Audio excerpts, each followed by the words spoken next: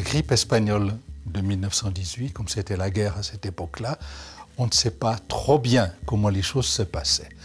On savait que c'était un virus, on avait déjà des éléments de virologie, mais la typologie, plutôt la taxonomie précise, n'était pas connue. On a commencé de numéroter ces virus beaucoup plus tard.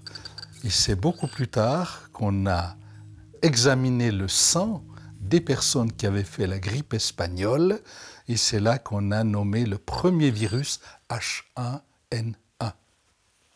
Et à partir de là, on a numéroté les virus H2, H3N2, H5N1, H7N7, etc. En réalité, au laboratoire, on n'est pas capable de voir physiquement le virus. C'est beaucoup trop petit, on n'a pas d'outils pour ça. Ce qu'on peut voir quand on fait une surveillance du virus de l'influenza, c'est qu'en fait, on a des méthodes indirectes pour voir la présence ou l'absence de ce virus au sein d'un échantillon clinique. Un frottis de nez nasopharyngé, par exemple.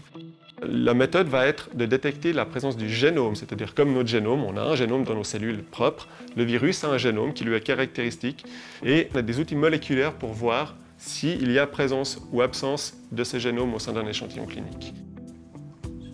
En fait, le virus de l'influenza est surveillé en Suisse par un réseau d'environ 200 médecins répartis à travers la Suisse, dont 80 nous envoient directement des échantillons, c'est-à-dire des frottis nasopharyngés, directement ici au laboratoire. Et nous, au laboratoire, on fait la surveillance, c'est-à-dire qu'on essaie de détecter la présence du génome du virus de l'influenza dans ces échantillons. Auquel cas, ces médecins sont évidemment avertis, les autorités également, qu'il y a une arrivée, généralement autour de la période de décembre, des premiers cas d'influenza au sein de la population. On étudie et on surveille le virus de l'influenza, car c'est un virus qui évolue extrêmement vite. On sait qu'il peut introduire énormément de mutations, ou qui peut, à travers le monde aviaire et le monde humain, réassembler un petit peu son génome, si on veut.